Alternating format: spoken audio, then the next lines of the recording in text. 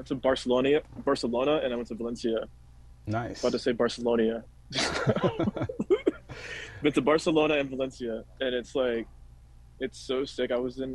It was actually what I was doing right before everything locked down. Like I just got back from. I was flying from New York when everything like officially locked down, Mm-hmm. but right before that, I was just doing Premiere Vision in Milan, Oh, and then I nice. actually my manufacturer is in Naples, in Mm. Napoli. So I was kind of doing that, and then for some reason I just like fucking I went to the Barcelona Soho House, and it's got so it was fantastic. But so Did you ever check out Pitti Uomo in Florence? you know what? I have not been. Oh I shit. was I was lined up for this trade show Milano Unica Mm-hmm. that was going to happen literally in February. Yeah. That shit's we just canceled it. I mean, I'm still trying to remain hopeful because I think this next wave is just gonna be like a very drastic spike and then it falls off. But Yeah, because this whole thing seems mild for the most part. It'll get everybody, but it's not crazy. I think this is the endemic strain. I think this is where it all fucking everyone's. I think it's been done for a long time. I think this is just like you know, the forever wars that we used to have. This is the Yeah, yeah, forever yeah, pandemic, and it makes yeah, money. Honestly, at this point, it's more about money at this point than it yeah, is yeah. about anything else. But yeah, going back to fashion. Yeah, no, for sure. But Pitti Umo, dude, you have to go. It's a I know, weird, beautiful experience, and it's in I know, January. and my thing has always been like I've always wanted to go, but I'm like I'm not gonna go just to fucking take pictures. I want to go with purpose, right? Yeah. Like I honestly I would go just to take pictures, but like every time I do a trip like this, like I always try to set an intention that Hmm. pushes me forward. Yeah. So like when I went to uh when I was going to the Premier Vision in Milan, like I just set the intention like I'm gonna make the most out of this trip. I'm gonna hop an easy jet if I need to.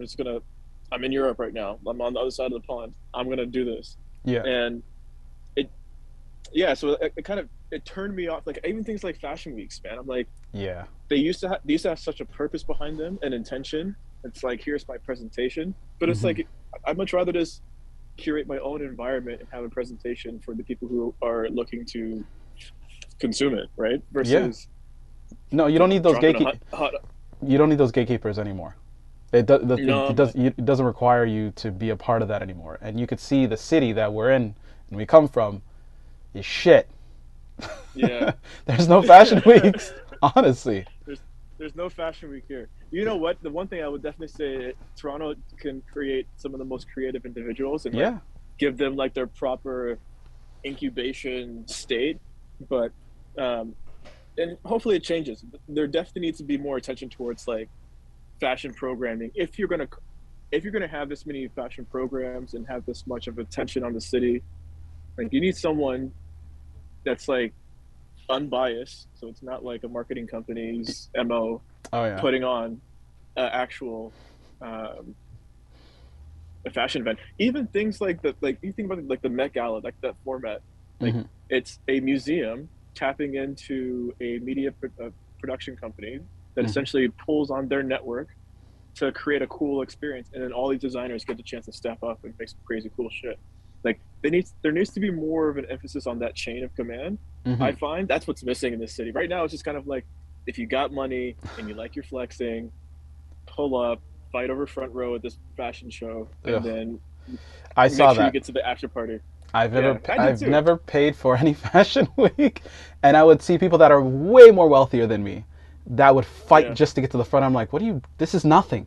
Go behind the curtain and see the chaos that I love, which is people trying to yeah, make shit and trying to make it yeah. happen. It's fucking beautiful, you know. I know, and So that's the piece that like I'm happy to say Toronto has so many individuals that fall into that. I'm just trying to make some cool shit bucket. mhm.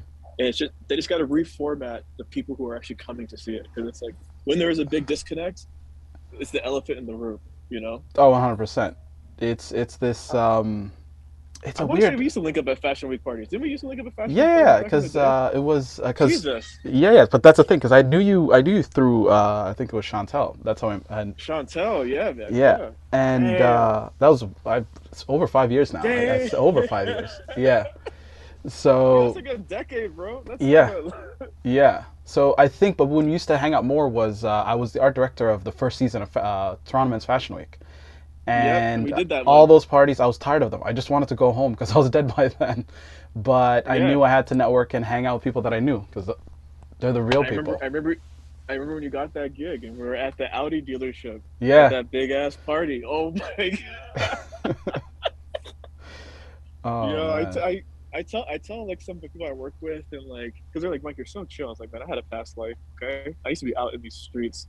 I'm Yeah. just too old for this shit now. It All doesn't. right, It doesn't I like. I don't care for the wealth. It's more of I want to know creatives. I want to know people that yeah do the shit for the love of it, like I do. So it's like I yeah want to know you more than some wealthy. Granted, it's cool to know these wealthy people too, but that's in terms of yeah. financing. But You know what?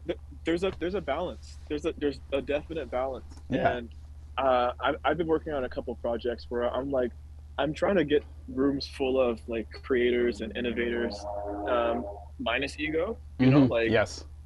let's all have some humble pie together and just like chill and just be amazing and like talk about things that are not what we do and challenge our brains to just learn to adapt because we have creative brains. That's why I always try to like anytime I'm talking to a creative maybe down on himself, like yo, you have a creative brain. Like anything you do, not just like what you thought about for 6 months. Anything. You sketching a stop sign is going to be more artistic than like the next person, you hmm know? So it's all that's what I wish there was more of that incubation here and like ego removed. That's the big piece. You got to remove the ego. I think there's Serves a nobody. yeah, I think there's a disconnect. The reason why I'm doing this and continue to do this, or way back when I did magazines and stuff, was to people like you and other people that I talk to that are so talented in the city. But the shitty thing is, the balance between finance and the creatives don't mingle well. And if they Mhm. do, it's on a surface level. It's not actual support. Whereas Yeah, in our neighbors to the south, there's more yeah, opportunities, and there always was. It's it's just the real yeah, real investment. Like yeah, that's ultimately where like I have so many interns with the brand sometimes at one point in time. And I put interns right into the mix, bro. Like there's no sit back, don't touch this. It's like no, you want to be in. hmm Here's where the equity gets built through your sweat. This is the chain of command kind of thing. And not saying like, the people who do it the other way where they just buy it and they kind of pay into it aren't learning. But there is definitely something from, how we all got to the place that we're at by being practitioners, yeah, by just challenging our mediums and putting ourselves inside these like honestly putting ourselves inside these environments where there's a crazy affluent people all around us, put ourselves in an uncomfortable state, but it made us rely on our creativity so we can stand up and be like, no, I'm an artist. hmm And I can say this to your face, Mr. Millionaire, because you're probably going to buy my art eventually. So I, I love it because it's like anytime you get a challenge to push yourself forward, yeah, that's what this is all about. And we got to look at it like that too. It's like we're creative is a sport. If you look at it like a sport, we got to practice and there's hmm tryouts and sometimes you don't make the team, you go back to practicing and work out for the next season. And yep, it's all how you frame it to yourself. And I know during COVID there's been a lot of like depression and shit, bro. So I had yeah, you gotta realize that you got something. You got gifts. Like we got oh yeah, our mind is wired of the 1% of the 1% is wired this way, yeah. It's for creative people that are like in it for their life. There's a lot of depression. There's like bouts of crazy like waves of depression, and Yeah. it can be debilitating for a lot of people. And yeah, especially this whole COVID thing was shit. But um, it's perspective.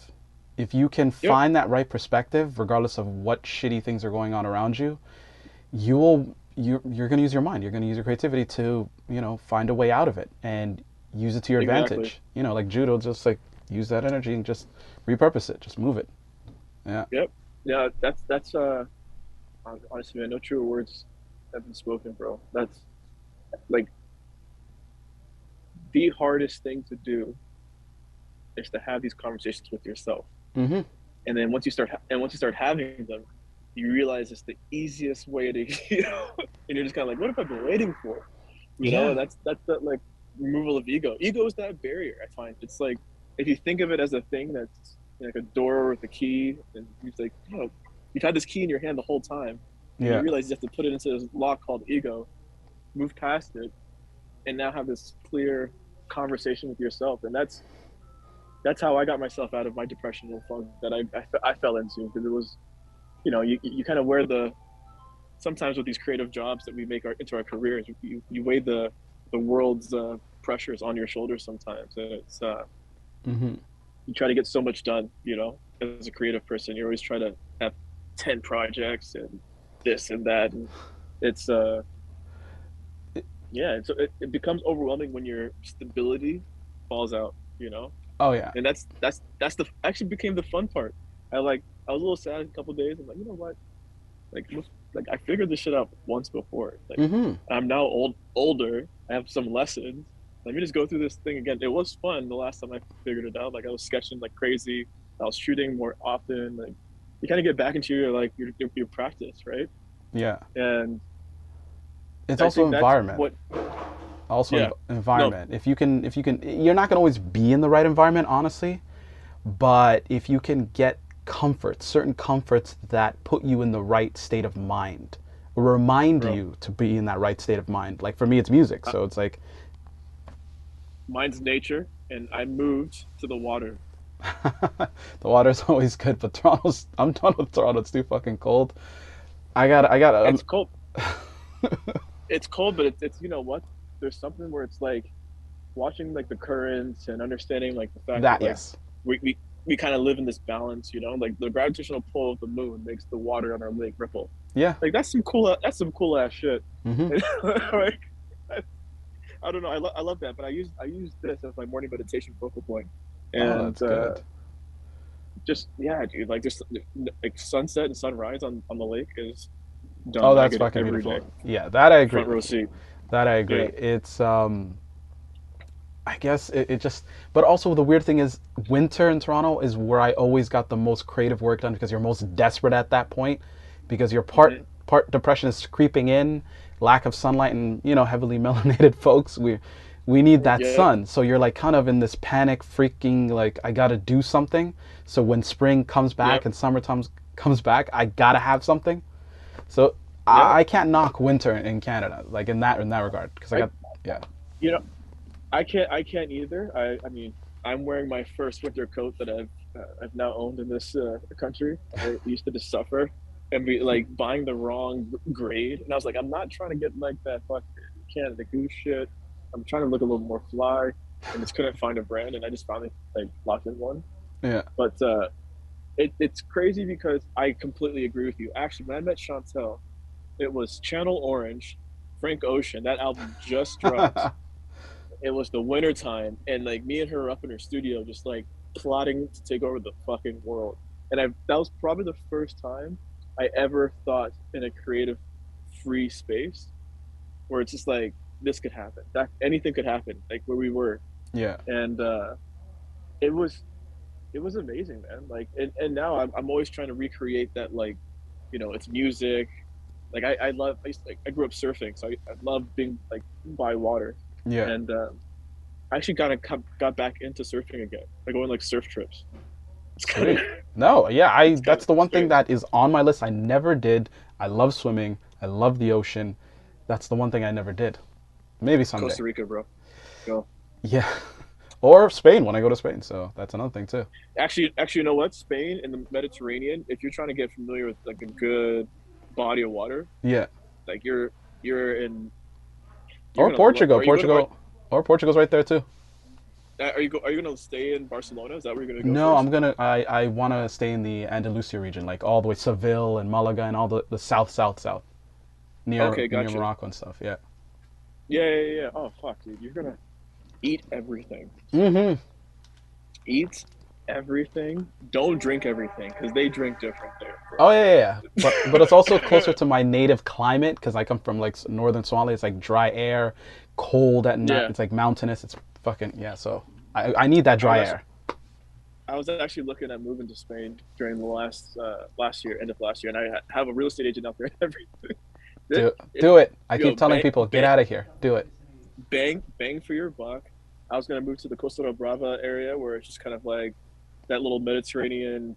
You know, it's so much history there. I Mm-hmm. didn't know that the Mediterranean like kind of waterfront homes are the way they are because of pirates during the Dark Ages. Mm-hmm. Like the reason why the properties are up in the mountains is so that you can see the pirates coming. Yeah. I'm like, damn, that's some cool shit. Like I love Well, that it. whole southern region was like controlled by the Moors in Africa, and it was like fucking dope. Like the whole culture of what we know of Spain or Spanish culture, for the most part, the iconic shit is Moorish culture at the time. Yep. So, Yeah. Yeah. Like being able to travel the world on your art, bro.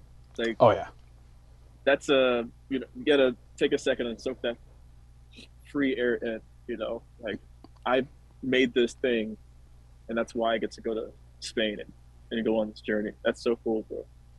so the thing is, people want to know, how did you get into fashion, and how did you get into more of like the bespoke, tailor-made, garments? That's the real thing. Like, Yeah, what so was that drive?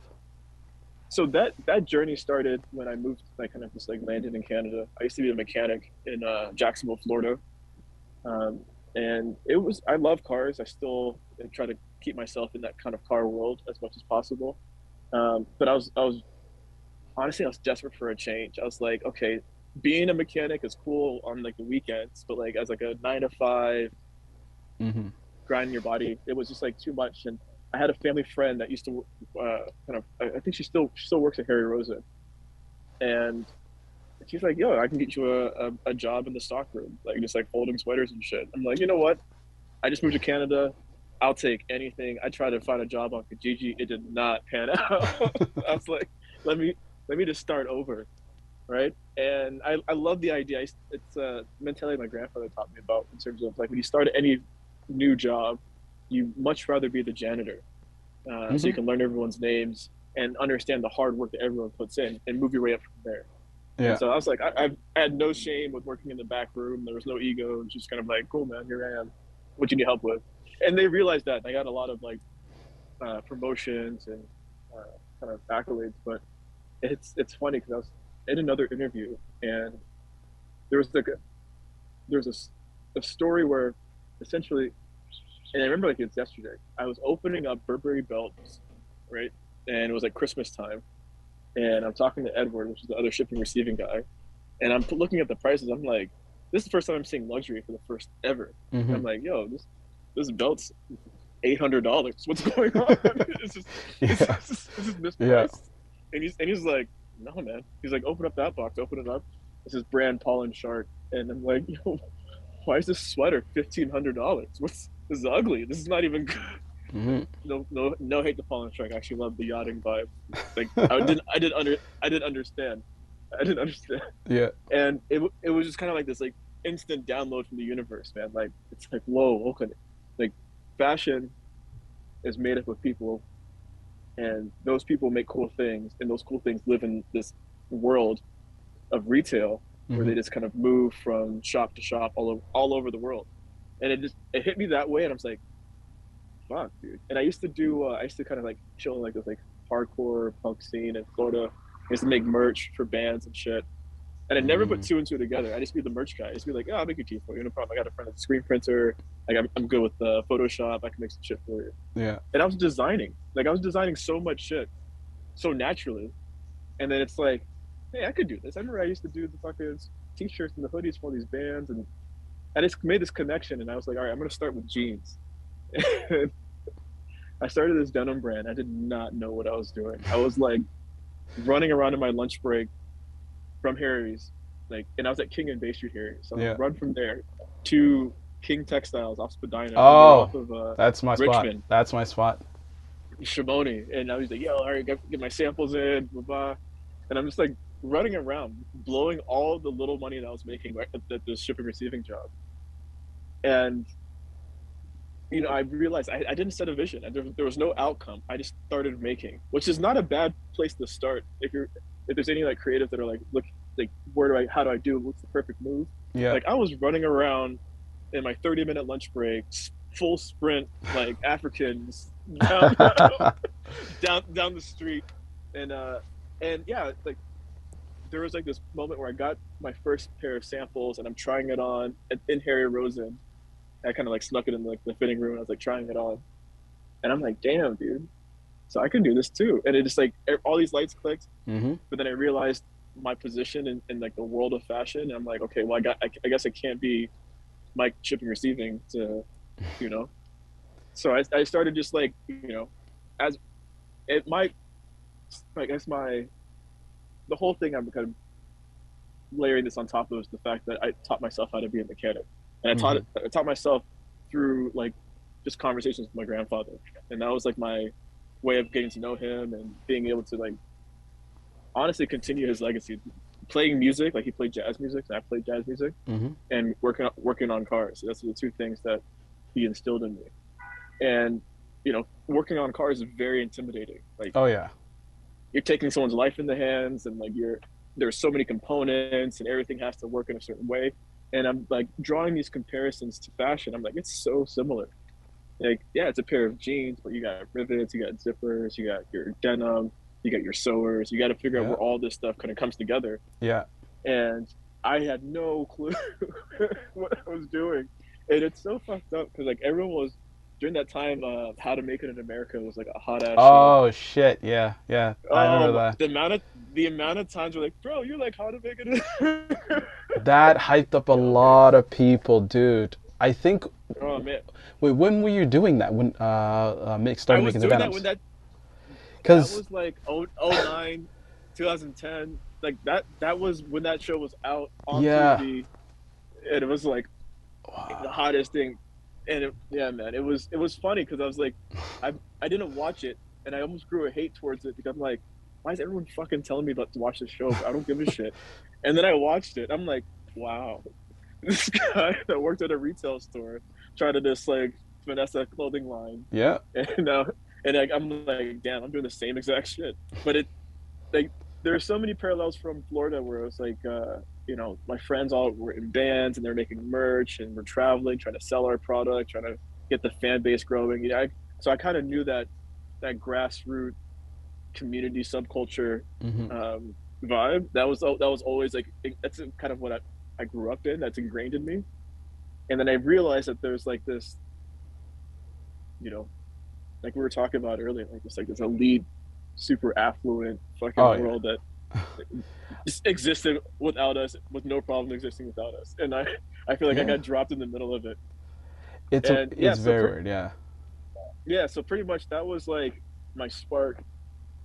And then like my determination to just learn everything about fashion.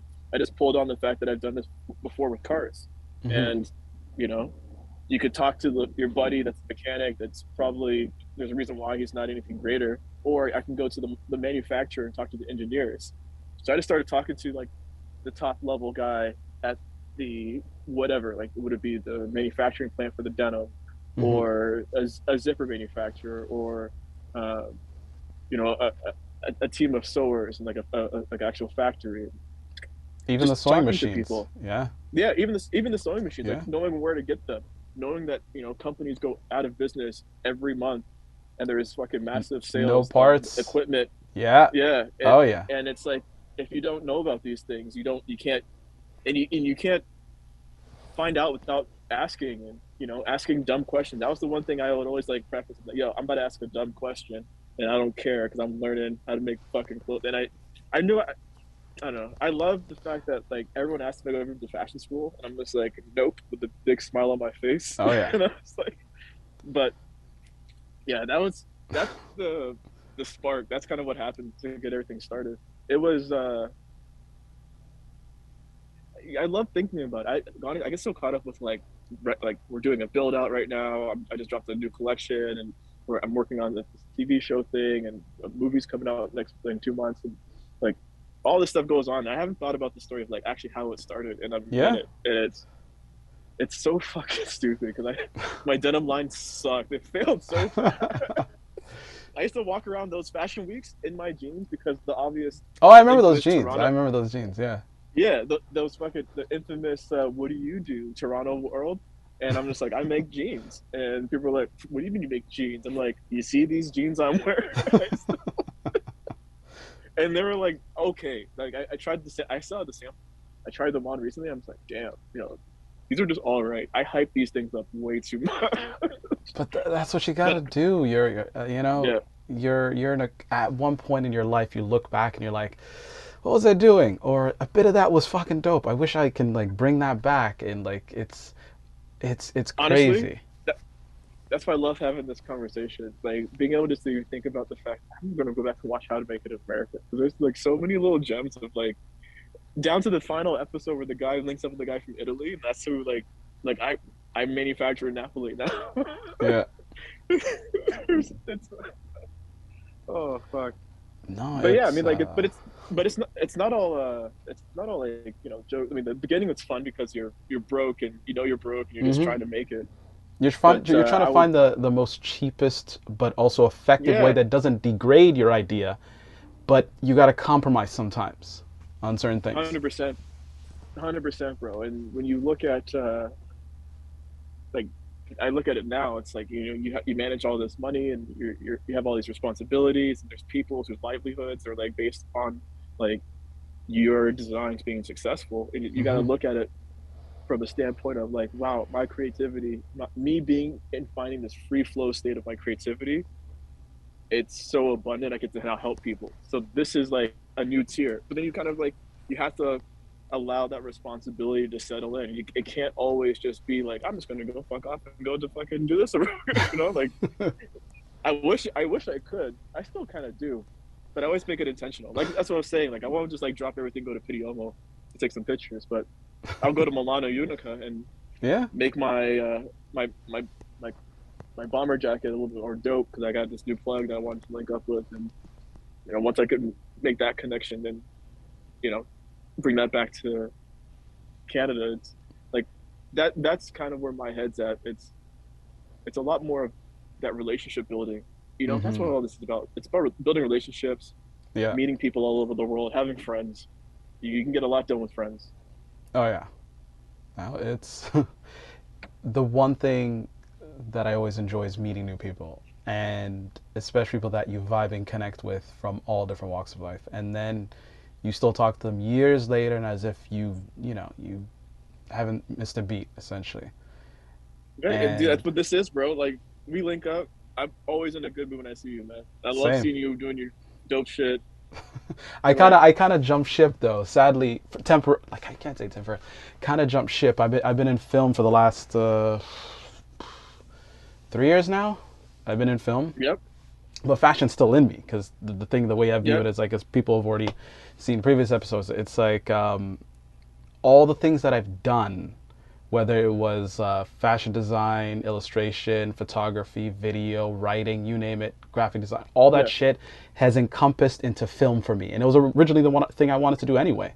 So all the yeah, departments in a production, essentially, I've done, you know, yeah. to so And that now, that's what's gonna make you a great filmmaker, bro. Like, you think about those small crews that make those amazing, impactful projects. It's just like mhm. director, a cinematographer. That's it on Yeah, set. I can I assemble love like that shit, man. I'm like what would you call it? I'm like kind of like Nick Fury right now. I'm kind of like I've learned previous times to assemble people really well, and then now Yeah, when I need it, I know who to assemble. So I love it's that, bro. I'm grateful for that experience. Yeah. I love that, man. I love that. No, things have changed, man. But in certain things have changed in the world in terms of how you at least promote your work. It's relatively the same, Yep. but um, the access to certain tools that are more, prosumer tools now, whatever industry you're in, has made a lot more competition, but also a lot more beautiful things because people are Yeah. working at a higher level. And you can't just be, it's sad to say, my favorite artists used to be singular focused on one Hmm. thing you know, an illustrator, a photographer, a writer, director. There'll be singular. Now you have to be multifaceted and everything like that. So you got to like Yeah, dabble. You can still stay in that I realm, but you got to I love know it the though. rest.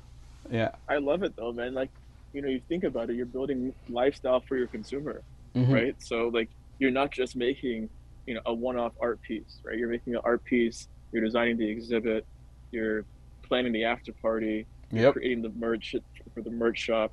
You're doing all these things that really that just I actually I love it because I learned design this way of like, why not versus I only do this. So when you get asked, it's kind of like, well, why can't we just do that? Like, we're all creative people here. We're doing things that we're supposed to not be supposed to be doing. Um, all because we asked why not and why can't Yeah.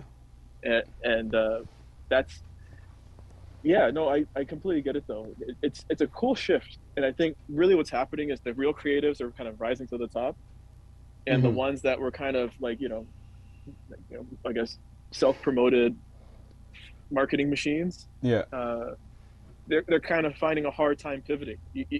And it's interesting because some of the big companies are the ones that are these self-promoted marketing machines that are having a hard time pivoting during this time, and rightfully so. Like they've been so detached from the creative process. But it's also like, at least from my perspective on currently film, it's like fashion's okay. For me, the way I look at fashion nowadays, because I kind of lost a love for it to a certain degree. I'm kind of coming Mm-hmm. back to it, but it became hype beast shit. You know what I mean? Yeah, yeah, And it became I know. like anybody that had like, it's still there honestly, but anybody had this like 2 seconds of fame essentially would be, I got a deal, I got this, I got like, it would deals upon deals, and then you wouldn't hear that like that. Those deals don't manifest anything, and if they Yeah, do, everyone's like, what the fuck is this? So I that completely kind of agree. like, I was like, oh, what is going on? Like, it's not good. So Yeah, going back to the basics of shit is more my thing. Like clean, simple, I love it, more heart rather than hypey shit. It's still gonna be there. Hypey dude. shit is still gonna be there, It, but you know what? It's funny because like people always used to. Obviously, I've been a tailor now for 12 years, so people kind of clown me for being in like the suit world. But I'm like, you know what? There's gonna come a time where you're gonna want to hang up the hoodie and the Supreme tee, and you're gonna want to no not Supreme. But say this is my no. uniform though. This is my uniform. This is my artist uniform. I've been in crazy like wealthy fucking places, and I still dress down, and I don't give a fuck. I really don't give a fuck about, No, yeah. but But but I my understand my what you my mean. yeah, my thing, what I'm trying to say is the fact that like the foundations of stepping outside of a hoodie, a tee, and a pair of like sweats, Yeah. you're stepping into a tailoring pattern, like whether it be an aviator or a trucker jacket or a sport jacket or even a suit, man. Like you're seeing suits kind of make a big comeback. Oh yeah. It's there's like a new kind of educational pivot because people are trying to divest out of the hype beast logo mania stuff because it's really a pigeonhole if you think about it. Like you get put in this pocket of you don't really have taste. You buy the most expensive because Yeah. you don't know what else to do. When you really could like honestly, even though this is your style, your kind of your creative uniform, it speaks to who you are. Authenticity is at an all-time high, but now you're realizing that people are, you know, you have like something like this for like an interview, right? But if you get invited to a wedding, you got like Oh yeah. a I'm not gonna. representation. Yeah, yeah. That's. Yeah, but you have the version of what that is for you, Yes. and that's the cool standard now versus before where it's like everyone's trying to be like David Gandy or trying to be like one of these Yeah. iconic, usually white, like figures that Yeah. dresses properly, Yeah. No, it's you're right. It's people bought into these, these trends or these looks, and it's not it's not authentic, and they didn't curate it over time. Like they didn't grow to become that. They just bought. It's Just like bought it. you Yeah, bought it, and it's like everything's there laid for you, like literally from head to toe, rather than saying, "Oh, this is the thing I got from this place, and this is the thing I got from that place," and you mix and match and you curate this thing. Your clothes have to be curated in a sense. So yeah, I still believe in that, even though on the surface, like the silhouette is very like comfort driven, it is still Mhm. like this hat. I think this hat was from, what the fuck is that? There's a leather shop that closed. Danier Leather, that closed. Used to Yeah. have make dope hats. This is like from Yep. fucking some small shop in Toronto. Like it's not all It's a one story. piece. Yeah, everything has a Yeah, yeah, yeah. story. So Yeah, man. the silhouette is one thing, but then the individual pieces is really what matters. So I don't like people Yeah. just buying one solid uniform from one place that acts like it's, individually different, but it's not, you know. That's so true. And that's we talk about that with all of our clients on the tailoring side of things. Like that is honestly probably the hardest conversation for, I would say, the majority of men to have Hmm. about themselves. Um, and it's no fault of anybody's. It's mainly just kind of like you haven't had a safe environment to have the conversation, Oh yeah. right? Because the uniform was built for security, and that security was protecting your ego. And if you say that you don't know, then your ego gets bruised, and it's like this weird cycle that comes back to, we're all naturally insecure animals, bro. Of And like we want course. to feel like we're in the right environment, the safe environment, so we can be our authentic self. So like getting to where you're at, where you can just like pick up a piece here, there, curate it, and keep it pushing. There's guys that have been like through fear told that they have to look a certain way. You got Oh to yeah. dress this way. You got to, and I've been in those environments and I've seen these guys, and I'm just like, you know what, man, like, and I my mechanic hat goes on. I'm like, I know how to work on this and Hmm. improve it bit by bit, Yeah. so you're not blowing your brains out and feeling like you're just a Incremental. slave to this, yeah, consumerism and shit. And I tell them all about exactly what you're talking about. Here's the guidance. Here are the staples. Hmm. Go find them, bro. Go Yeah. all over the world. Like our hats are made in Tuscany. Hmm. Like you want something that's going to speak to you, that's going to have a story, that's going to be able to, even if it's like how you bought it or the moment you were preparing for it, which kind of triggered the reason why you bought it. Like there's always a story to it. And if you think about fashion through this lens, like the brands are relevant. Like Hmm. our label is white on white, mainly because like one of my favorite designers is Margiela. But Yeah. outside of that, it's like I don't really believe in the idea of like my name is the reason why you are who you are. Like that definitive brand signature, it actually kind of fucked up our mental health a Oh little yeah. bit. Oh, Like, it's still there. Gucci everything, yeah, Nike this, yeah, yeah. Jumpman this. But Yeah. but it's like those brands are holding on to their model, which honestly it does not work with this newer generation. And like our label, the reason why it's white on white is because we want you and your name and what you're doing to be the real story. We don't want it to be something where it's like, oh, you got this brand, you got that brand. We want to actually work on the problem, the practitioner shit, that Hmm. creative. Think about every day as a styling session, like you're on set, but you're working with people preparing for moments. Like Yeah. that's our studio. That's the we're not. I mean, like we'll have like product that we'll drop. Like we just got these hats in, but Hmm. like we're not pushing anything down your throat. We just want to hear how you're assembling things right now, Yeah. and maybe push you in a direction that you might not have thought about, and it still give you the fundamentals of bespoke tailoring, like not wavering from true artisanal craft. Like our shoes are made in Spain, and we're just getting into footwear right now, and it's like it's the same facility as Carmina. Like Hmm. it's artisanal craft that you can't really divert from, but you can re-educate a whole population that will never even touched it Yeah. through it, one looking more like usable. So it can't be the same trouser and sport jacket shit that it was before. It has to change. It has to evolve into modern, classic, timeless silhouettes. Well, yeah. The silhouettes, relatively, the silhouettes don't change. What it is you can repurpose. It's like people that shop Yeah, vintage and things like that. You're repurposing different things. Like you would pair jackets with different things. You would yeah, redo the lining. There's a lot of people that I used to love when like that's also what I'm saying. Like Pitiyumos. Like I once I saw that aspect of men peacocking at a crazy level yeah. with the most like well-known silhouettes. but done Hmm. in such, like, I would see African guys bringing their African flair to it. See Japanese guy taking the kimono and mixing it with, I love it. all of that, and then you see the Italian guy. You see all these different guys from all over the world taking a certain silhouette, but fucking throwing it upside down. It's fucking beautiful. So at the end of the day, it's repurposing this utilitarian function, which is the clothing, Yep. and just, you know, personalizing it and reworking it. There's a guy that wears a suit. He's just the same silhouette, but that's if silhouette is a silhouette. It's black and white essentially. You can't see the details and the colors, but then when you see the the little aesthetics, that's what makes it different.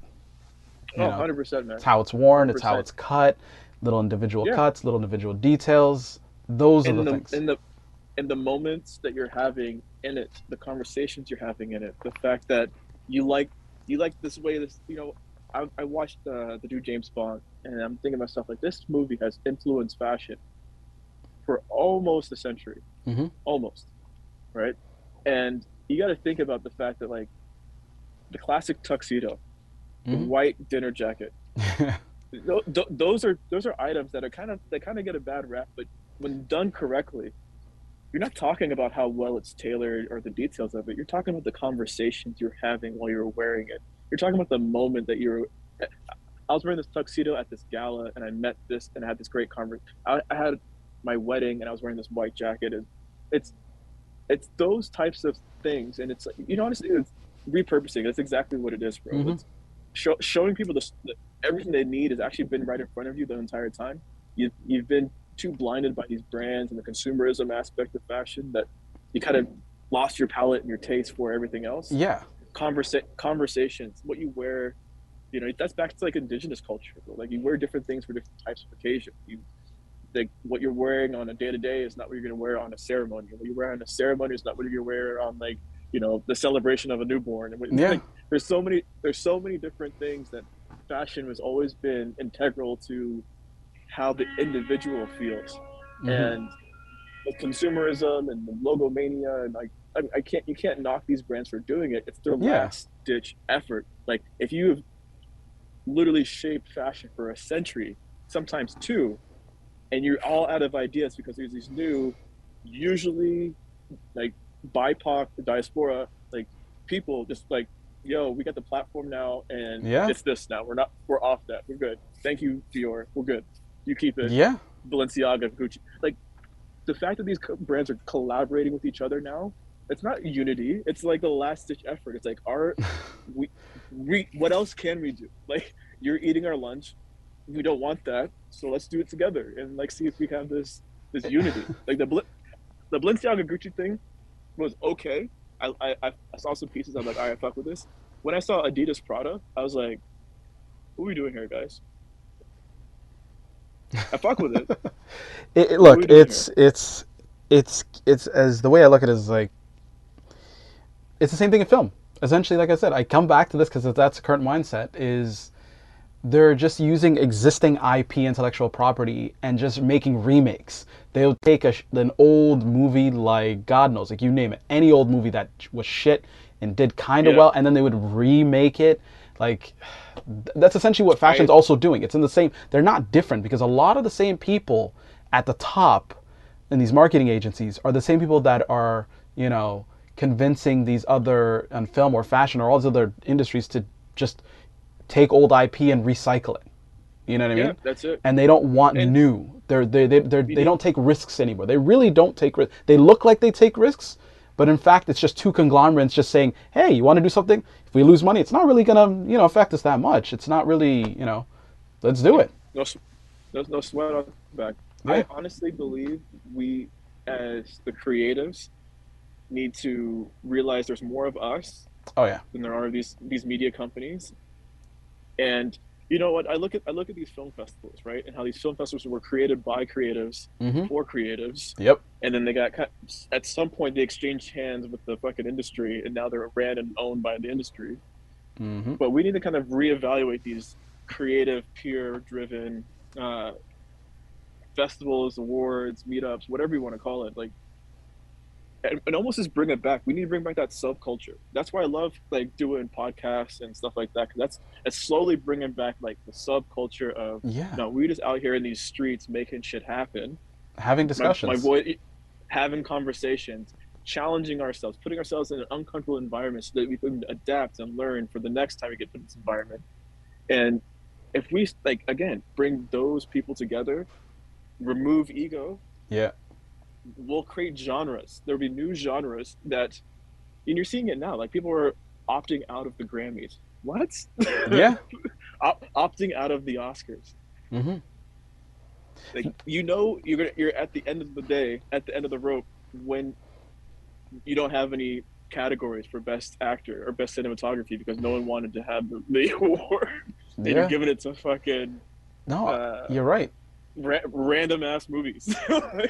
No, it's same regurgitated thing. And then there's always like, granted, there's always like this one film that is beyond the gatekeepers, and then they say, you know what, let's allow one in to give the peasants, something to root for, and then the rest is You know just what for that was? us. That was that movie Parasite, that South Korean film. Hmm. That movie is sick as I fuck, love that and movie. Yeah. It swept, and people were like, "What the fuck's a what? It's a what? It's called Parasite." The Yeah. guy's like speaking straight Korean, no English. He's Not. talking about getting fucked up. He's talking about I'm just getting drunk. Fuck. I'm just like, this guy is a director. This guy makes movies. Hmm. This guy But that's a this guy thing. pulls Yeah. 20-hour shifts. That's what it looks like. It doesn't look like you know the Queen's Crown and all this bullshit that's Ugh. been like just Nah. get out of here. If I had to watch a Monarch But show you one more also have to fucking time, look. I'll say this too, though. Black TV's starting to not do it for me anymore. Like they're starting like to take the old like ways, and they're just like, hey, we're up here now, so let's regurgitate crap now. Basically, there needs to be new stories. it's There needs always to be new gangster shit. stories. It's always crime and There needs gangster. What the fuck? yeah We don't do anything yeah. else. We really don't do anything else. I'm I'm yo. The fuck? I'm telling you, I'm working on something crazy right now. There needs to be new stories, and people are ready to listen. Yep. And I got some people who have who want to know what's going. Like we over here working. That's all I'm gonna say. We working Same. on the elephant in the room. We're working on it. That's You know. also one of the reasons I'm going. I Yeah. gotta promote something, and other people have heard on this podcast. Essentially, it's like I wrote a film, and it's dealing with fashion and photography in Yeah. Toronto, so and Nice. modeling. So, but it's not dealing with crime. It's not dealing with Yeah. drugs. It's not dealing with shooting. It's not. You know what I mean? Yeah. Yeah. So, yeah, You need them. Like I talk about it in terms of like the superheroes, right? yeah. Like I think for BIPOC, just for like you have, what the media has put in front of us as what we need to look at as our superhero, which, you know what, it served a purpose during a time. Hmm. There's a lot of people that grew up, like the Gen X, that grew up with the Cosby Show. That was the only black TV show representation. Outside of that, there was like different strokes where there's like this poor black kid being taken care of by white people, Yeah. right? Like obviously you have like things like Jeffersons and stuff like that, but it's again they're playing into a narrative where they're poor, they're hungry. We never saw black excellence, right? And then Hmm. what do we do when we got it? We clowned it. We made fun of like Theo Huxtable and Carlton, and we Yeah. didn't give it a chance. In the reality, though, there were black people looking at those individuals as black heroes, Oh and yeah. they modeled their life after it, and they got further in life because they modeled their life after it. And the issue I have is the fact that those stories aren't being told, and so many of my clients are these people. Like as a tailor, I get to meet the most incredible list of individuals because it takes a certain type of individual to know the best thing to do to prepare for this moment is to get myself a bespoke suit. Yeah. That individual, if that person were to be black, is doing things in this world, in the society, that needs to be highlighted as an iconic hero, and they're not. And I'm trying to Mm. change that. That's where I'm started. Like there's a story that needs to be told, and it could be like this guy is just like the head of a massive company. He's the global head of marketing. Hmm. Like, okay, it may not be like a sexy ball player like LeBron, but he's got a strong black family.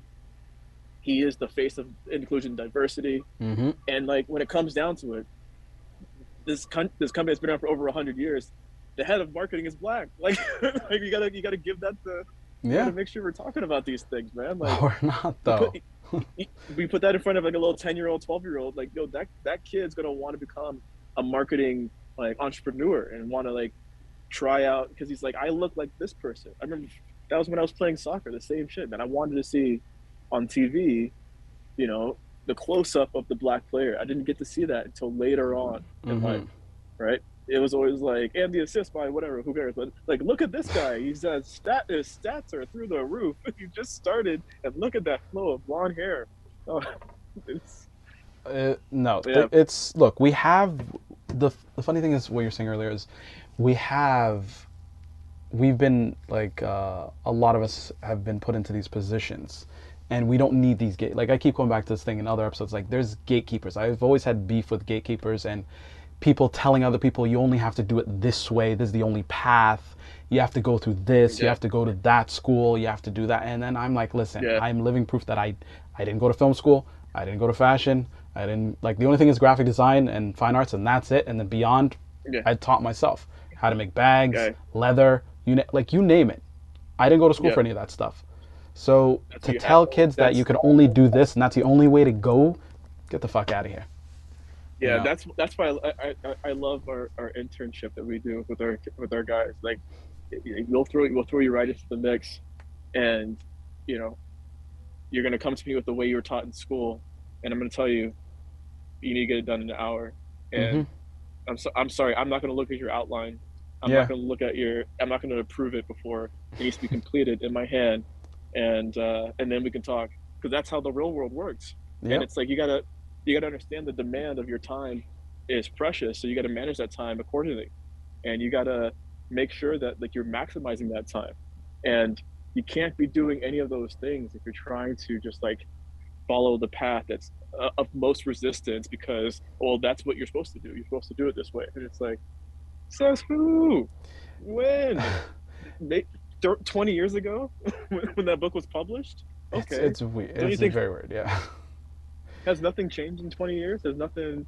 I mean, like, I think it's like the way the kids are raised, though. If you really look at kids, like I call my nephews basically indoor cats, sadly, but yeah, you know, indoor you know, because yeah, these kids didn't get like I grew up. I was like I'm the youngest of six kids, and then like get out of here, like go yeah. outside, come back, Get scrape get knees. outside. I had my own Yeah, key. I can yeah, go home. No one's home in this big house, and like I'm cooking my own mac and cheese. Like these kids didn't have that. Everything is like yeah. right in front of them, and they're Prepare. protected like this. They need to, as I call it, MacGyver shit. They don't. I've never learned to MacGyver shit. You know Well, what I you mean? know what? There in the weird fork that we're at right now, where we got to step up as millennials is the fact that they're going to be able to MacGyver the digital world. True. They won't be able to MacGyver the physical world. But then it's like when they're adults, 20 years in the future, they ain't going to need to MacGyver the physical world. They're going to have their little pod. It'll Yeah, be full the robots will do the deep physical labor for them. That's. deep metaverse shit. Like But here's the thing, though. Here's the thing, though. See, there's always outliers of people that will always. This is why I still love. Like, I still have. What's it called? I still have hope because people still love the physicality of things. As much as, oh don't get yeah, me wrong, my phone, my iPhone, all those other things are like fucking dope. You know, VR is fucking dope. It blows your mind. But I still love a coffee table book. I still love oh I love seeing it. things made. I know I'm gonna go back to fashion and make the things that I used to make, but I have a different mindset. Like people still love that shit Yeah. because it has an offline feeling that you can't mimic in the digital fakeness of metaverse No, and nonsense. I and honestly, where the metaverse is at right now, it's not anywhere close to where it can be challenging real It's not the world. It's a Matrix. cool. It's a cool. It's got honestly, Eventually, but yeah. if you go to some people who are like developing it, and you see some unreleased renders and unreleased Oh, like Unreal Engine, fucking I know that. I work with that right now. It's fucking crazy. But I'm saying there's the missing that's only seeing and hearing, right? But yeah, the touch, the the smell, touch, the the fist, smells, yeah. all of You that is can't the and you need those things to be firing off to give you the full sensation. And yeah. you're right. it like I think the world, at least I think for the next like 50 years, is going to be more AR than VR. Yes. Um, but like if you were to break it into like a century from now, the first 50 is AR, the second 50 is VR because they're Hmm. going to figure out all those pieces. Oh, And Neuralink and all those other things. I'm gonna be yeah, dead. I man, hope to be dead by then. you know what? I'm gonna get that Jeff Bezos forever juice. See what we're see how long we can go with it. You know what, bro? Like you watch all these vampire movies and like guys 500 years old, see him back in the fucking 17 whatever. I'm like, yo, imagine I'd be in the cut in the 90s like this, and I'd be in the cut in the 3000s like this. Hey, I'm in my 30s. I'm not aging bad, so God knows what. Yo, bro. But You know what? Yeah. no, it's an interesting time. Honestly, it is. And when I look at fashion, it is. It's like as much as I dislike certain things of it, it will always be a part of me, and I cannot fully detach myself from it. You know what I mean? Yeah. No. Yeah, I for sure, can't. man. So no, it's a good time. It's a good time. So no, I'm gonna wrap this up. But tell Okay. people how you can find everything you do. Well, I would say the main place is going to be our website, which is mikepaulatelier.com. Uh, but you can catch me on Instagram. My personal handle is Mike Paul Styles, uh, and then our like our brand accounts Mike Paul Atelier. You'll find the majority of our kind of things that we're up to on Yeah. those platforms. No, those hats, man. But I'm a hat yeah, person, so no, yeah. oh man, yo, I gotta get you one. But like, yeah, there's definitely a lot of stuff happening in the back end, Mm-hmm. and we got some really cool things up our sleeves right now that we're gonna. I mean, all things considered, I think COVID's gonna make a nice little, make it nice and interesting. Yeah. But yeah, we got some things up our sleeve right now. So No, that's good. I'm happy to do this, man. This is fantastic. You're doing great, bro. I love this energy. I'm taking this It around the reminds me of world, man. I'm taking this around the kind world. of like you gotta be doing like a drink to this, like a cheers to this. You gotta be like I I don't have anything on me currently. No, but we'll do that I in know. person because the thing is, I know I'm Yeah, following up with a lot of people. Because honestly, you know me, I love in-person things because it's the vibe, it's this back and forth. It's way more better than the digital. Granted, I can't be everywhere, but the yep. digital and the portability that I have with my gear, because literally, I literally live in two bags, a big camera bag That's it, bro. and a carry-on, and that's my life for how many years now. I love it. So I will see you. I'm here for a while, so I'll see you definitely in person. We'll catch Yeah, bro. up, Yeah, and for sure. that's gonna be dope. Yeah. I appreciate it, man. Yo, thank you for letting me be honored to be on this show. This is amazing. No, brother. There will be many times more, and yeah, it's gonna be nice. All right, bro. I'll let you go. Peace, brother. Till next time. See you, man. All right, man. Peace.